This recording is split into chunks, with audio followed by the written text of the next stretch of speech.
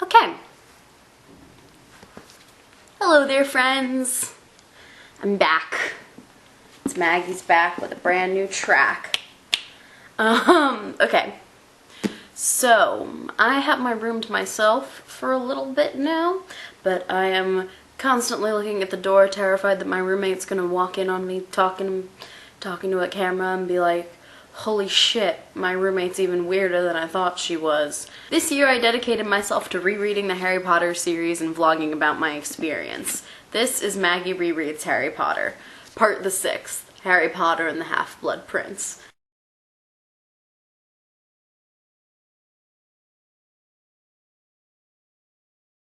Which, you will notice, I have the fancy new edition because I went to buy it at the bookstore and this was the only edition they had.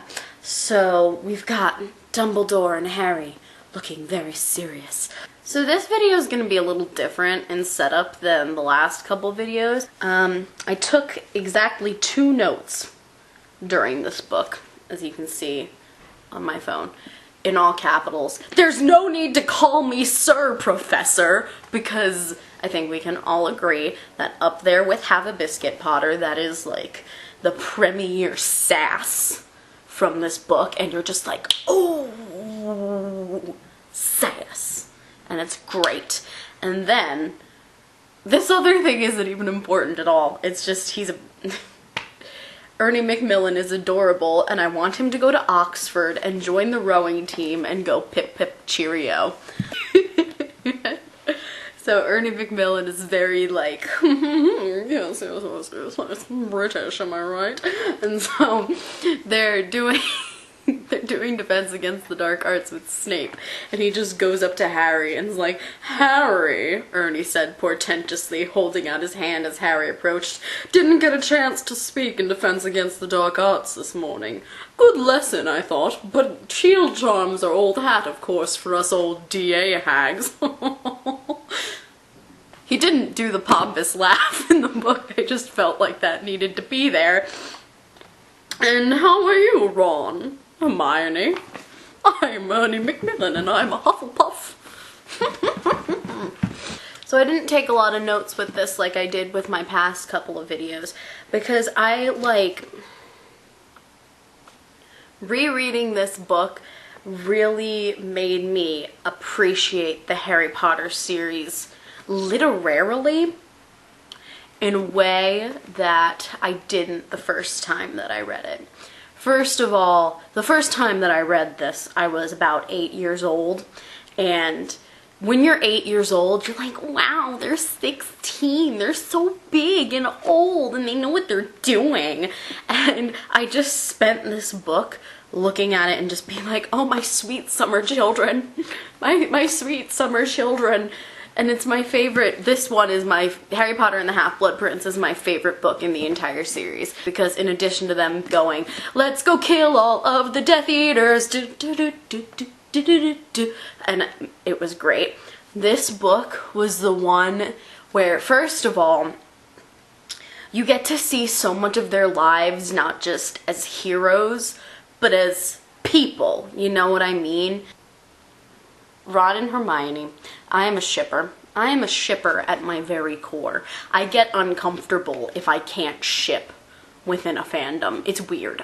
It's weird. I am a shipper at my very heart, and I need to stop, but I'm trash. I'm trash, basically. And so, Ron and Hermione were excluding... I'm gonna just tell y'all all about my embarrassing childhood now. Excluding like number 3 and number 4 from Codename Kids Next Door, Hermione and Ron were the first people that I was like, I want them to get married and have 10 kids and teach them how to dream. This was the first time that I was ever like that, and in reading this book, I just... my sweet summer children. My sweet summer children. Oh my god. Oh my god. Oh, I was, of course, very happy with the resolution of so much foreshadowing in this book. So when we first go into Borgin and Burke's, it's in Chamber of Secrets. And in Chamber of Secrets, there's all of these mentions of, like, the vanishing cabinet, and this cursed necklace that has killed 20 muggles to date. And it's like, in passing, it's just kind of like, oh, that's interesting. This is a dark magic place. Fancy schmancy. But now, all of it is like resolving itself. And I know it resolves itself in highly negative ways that we wish it didn't have to resolve itself. But it made my English side so happy to be like, that's the necklace from Chamber of Secrets. Foreshadowing. Foreshadowing. Holy shit. Foreshadowing. I really enjoyed this book from like a literary kind of perspective as well.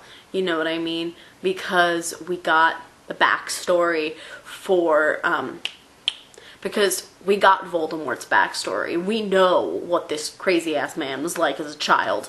We learned about his sort of like descent, and like, the only thing I kind of disagree with about Voldemort's whole backstory, because of course I think that I could have written Harry Potter better than J.K. Rowling. No, I couldn't have. Don't sue me for saying that. But the thing that I always kind of disliked is there is the built-in reason that Voldemort is always evil, will always be evil, and was basically cursed from day one. He was conceived under the effects of a love potion. And as a result of that, not his heinous ass upbringing, not societal influences, Voldemort was just evil from day one. And that kind of gets to me, because I'm like, well, is anybody actually irredeemably evil? And it kind of disappoints me a little bit, because one of the things that J.K. Rowling does so well is she's very bad at writing sympathetic villains, but she is so good at writing gray morality from the hero's side. We see so many people on the good side using unforgivable curses, and Hermione is a whole different story. Hermione's crazy, ruthless behavior, keeping Rita Skeeter in a jar and scarring poor Marietta Edgecombe's face, which they mention in this book, by the way. She's still wearing like intense amounts of foundation to cover up the scarring on her face.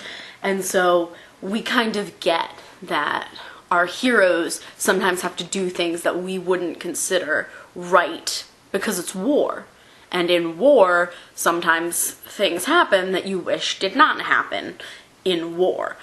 But she's not the best at writing that gray morality from the other side. You know what I mean? Like Slytherin House, for example. Entirety of Slytherin House is bad Slytherin, evil Slytherin, go to your room Slytherin, you know what I mean? And anytime that something that they do could be explained in a similar gray morality kind of way, we're just immediately meant to see it as, no, they're evil, so everything they do is motivated by evil, and they want to kick your puppies and step on your kittens, and they want to make babies cry. Thing that comes to my mind right off the top of my head, I know that we know Pansy Parkinson is not a good person. Pansy Parkinson's a bad person.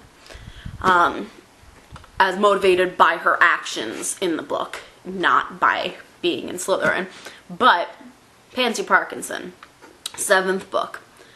Well, actually, no, I don't remember if this happens in the 7th book. Pansy Parkinson, 7th movie, Voldemort asks for Harry and says, if you give me Harry Potter, I will make sure that you and your family stay safe. And Pansy Parkinson says what I think a lot of people were thinking. Wow, he's right there. Somebody grab him and then we can all be over with this. And so then immediately McGonagall just goes, every Slytherin down to the basement. Go to your room, Slytherin, go to your room.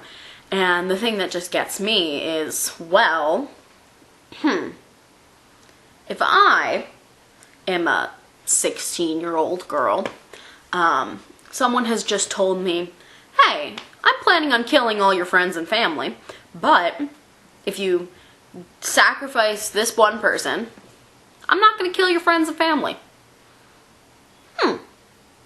So, Harry Potter, lives of all my friends and family.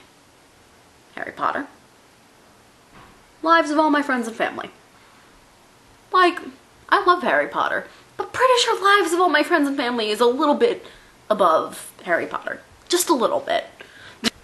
Good morality on the side of the good guys, A star, great job. Great morality on the side of the bad guys, it's like a C, maybe. Draco Malfoy in this book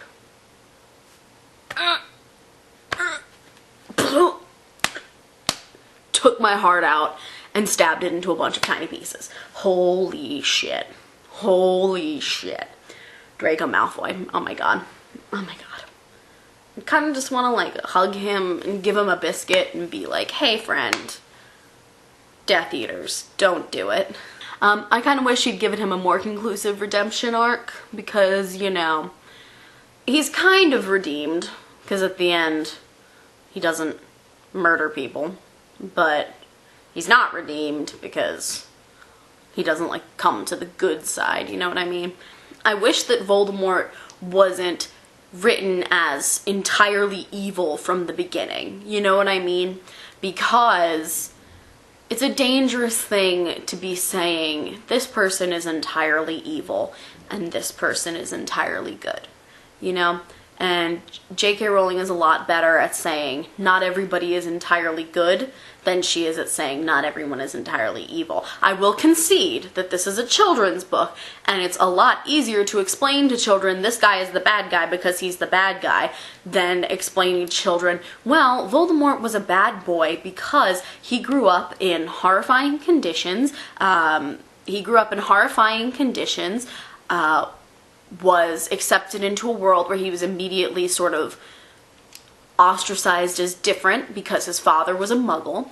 He then had to adapt to living in this world with this sort of handicap, if you will. And after a while, he realized, wow, everyone hates muggles, why shouldn't I hate muggles? And then his evil spread from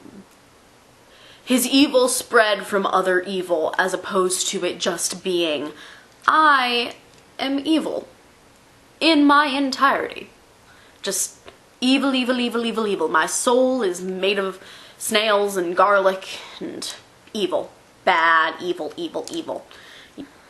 Oh, by the way, this is the biggest spoiler in the entire Harry Potter series. So if you've been watching this thus far and are like, yeah, I've never read Harry Potter, but I might someday. So just telling you, I'm about to say literally the biggest spoiler in the entire Harry Potter series. So I have given you fair warning, and if you get mad at me, then you need to look at your life choices and not watch on after spoiler warnings. So, the death of Dumbledore. My God. My God. I knew it was coming, but still kind of meant me like, oh, he still dies. Okay. I don't really have anything to say about it, other than, you know, well, I think I'll share some more things about Dumbledore and my opinions on Dumbledore in the next video. But suffice to say, I would just like to say one thing. I really don't think it was a very good idea to be like, oh, you know, let's put the fate of the entire world on a 16-year-old.